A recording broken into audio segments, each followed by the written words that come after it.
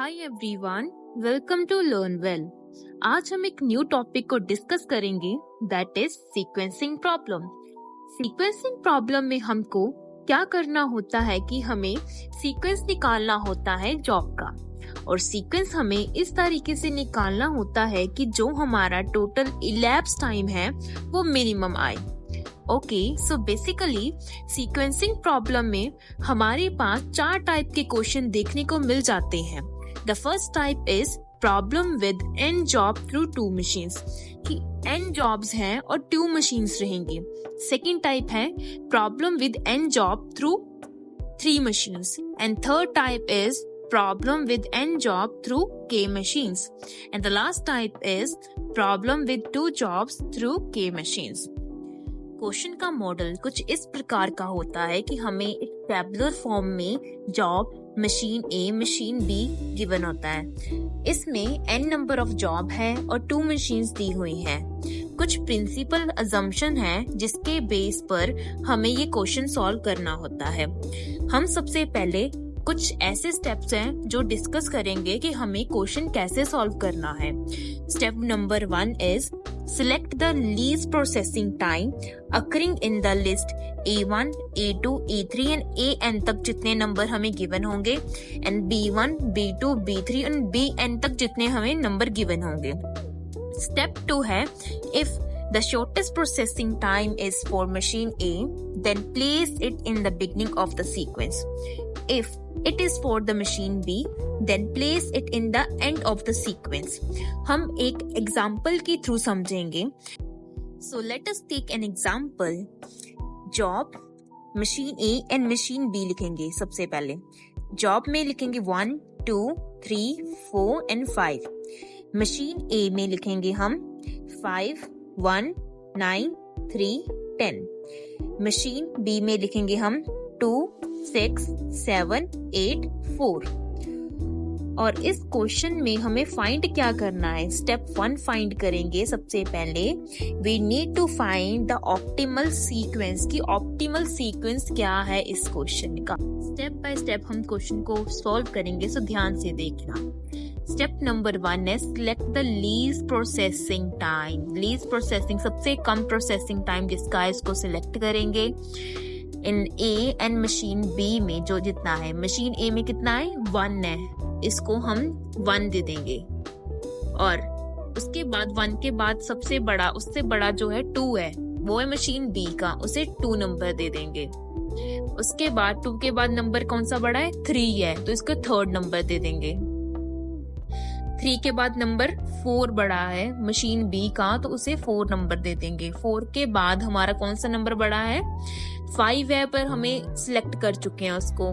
5 के बाद 6, वो भी सिलेक्ट हो गया। 6 के बाद 7 आ गया। 7 के बाद 7 को हम 5th नंबर देंगे, और 7th के बाद हम देखेंगे हमारे सारे जितने भी कॉलम है वो फिल हो गए हैं। अब हम लिखेंगे मशीन A से और मशीन B से। मशीन A से लेफ्ट हैंड साइड तक जाएंगे और मशीन B से राइट हैंड साइड तक जाएंगे। टोटल कितने हमारे पास नंबर? 5 नंबर है, तो हम क्या करेंगे? 5 बॉक्स क्रिएट कर देंगे, और उसके बाद हम एक एक करके उनको इस बॉक्स में लिखेंगे। मशीन A का लेफ्ट हैंड साइड से स्टार्ट करेंगे और मशीन B का राइट हैंड साइड से हम नंबर लिखते जाएंगे। मशीन A का फर्स्ट जो A का था वो 2nd जॉब नंबर है, तो हम फर्स्ट में लिखेंगे 2। फिर उसके बाद 2nd है B का, मशीन B का, हम राइट हैंड साइड लिखेंगे। फिर उसके बाद 3rd नंबर आ रहा है मशीन A का, जॉब नंबर 4, हम 2nd कॉलम में लिख देंगे। उसके बाद हमारा आ जाएगा नेक्स्ट नंबर है 4, जॉब नंबर 5 लिख देंगे मशीन B में। लास्ट जो बच गया हमारा 7, जॉब नंबर 3 सेंटर में लिख देंगे। सो ये है हमारा optimal sequence. So let us take one more example, जिसमें job machine A and machine B given है। उसमें सबसे पहले हम लीस्ट नंबर देखेंगे machine A and machine B में। तो सबसे लीस्ट नंबर है हमारा 5, जो है मशीन B का, जॉब नंबर 1, तो मशीन B साइड लिख देंगे हम। उसके बाद 5 के बाद हमारा 5 से बड़ा है 6, जो है मशीन A का, 3rd number, job number sequence 2nd box में लिख देंगे। 6 के बाद 7 है, 3rd नंबर देके उसे हम थर्ड बॉक्स में लिख देंगे 4। उसके बाद 7 के बाद हमारा नेक्स्ट डिजिट जो बड़ा है 8 है, 8 ऊपर भी कवर हो गया, उसके बाद नीचे भी कवर हो गया, और लास्ट जो बचता है हमारा जॉब नंबर 6 का, उसे हम 4 नंबर देके हम उसको 4th बॉक्स में लिख देंगे, जॉब नंबर 6। उसके बाद 8 के बाद हमारा है 9 जो मशीन ए में आ रहा है, और जॉब नंबर है उसका 5। जो एक बॉक्स रह गया है उसमें हम लिख देंगे 5। तो जॉब सीक्वेंस हुआ हमारा मशीन ए और मशीन बी तक कि 2 से हम 3 पर जाएंगे, 3 से हम 4 पर जाएंगे, 4 से 6 एंड 6 से 5, 5 से 1। एक और एग्जांपल सॉल्व कर लेते हैं हम। इसमें भी सेम वही करेंगे, लीस्ट नंबर देखेंगे सबसे पहले कौन सा आ रहा है मशीन ए और मशीन बी में, उसको नंबर अलॉट कर देंगे। उसके बाद नंबर अलॉट करने के बाद हम सीक्वेंस बनाएंगे, जैसे इस क्वेश्चन में 1 से 2, 2 से 3, 3 से 4 और 4 से हमारा जो है 5 हो गया है, 6 भी हो गया है, तो है 7, 7 पर हम लिख देंगे 5। उसके बाद हम मशीन ए से मशीन बी तक नंबर अलॉट करेंगे, सीक्वेंस बनाएंगे। सबसे पहले है मशीन ए का है 1, जॉब नंबर 2 जो है मशीन ए का, और हम नीचे लिख देंगे मशीन ए वाली साइड फर्स्ट बॉक्स में 2। उसके बाद मशीन बी का है 2 जिसका जॉब नंबर 1 है, और उससे हम लिखेंगे B side, machine B side job number 1। 2 के बाद हमारा है 3 जो है मशीन ए का जॉब नंबर 4 है, जिसका उसे हम लिखेंगे बॉक्स 3rd में जॉब नंबर 4। उसके बाद नेक्स्ट है हमारा मशीन बी का 4 नंबर जिसका जॉब नंबर है 5, उसे लिखेंगे हम 4th बॉक्स में।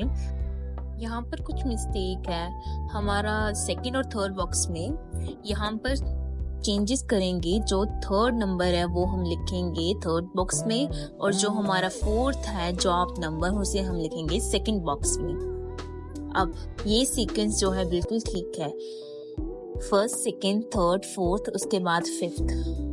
This is the right sequence कि 2nd गया 4th पर, 4th गया 3rd पर, और 3rd गया 5th, 5th गया 1st पर। So this is the right sequence of job sequencing machine A to machine B. Question करते टाइम ये ध्यान में रखना कि हमने क्वेश्चन इस तरीके से सॉल्व करना है कि जो हमारा टोटल इलैप्स टाइम है एंड में वो मिनिमम से मिनिमम आना चाहिए, वो ही ऑप्टिमल सीक्वेंस और ऑप्टिमल टाइम माना जाएगा सीक्वेंसिंग प्रॉब्लम में। एक और एग्जांपल को सॉल्व करके देख लेते हैं। अगर आपने टेबुलर फॉर्म में नहीं करना तो आप ऐसे भी क्वेश्चन को सॉल्व कर सकते हो। लिख के सबसे पहले लीस्ट नंबर सिलेक्ट करेंगे, 2 है, 2 से बड़ा 4 है, 4 से बड़ा कौन सा नंबर है हमारा 6, 6 से बड़ा है 8, 8 से बड़ा है हमारा 14। 2 किसका है मशीन 1 का, job number B machine 1 side लिखेंगे। उसके बाद हमारा है 6 जो है मशीन 1 का, डी लिख देंगे मशीन 1 साइड। उसके बाद हमारा है मशीन 2 का है 4 जो है ए मशीन 2 साइड लिखेंगे।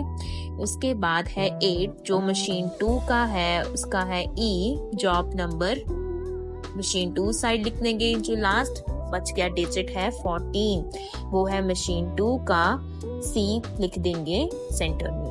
सो ये है जॉब सीक्वेंसिंग निकालने का way. I hope you like the video. Please don't forget to like, share and subscribe. Thank you for watching.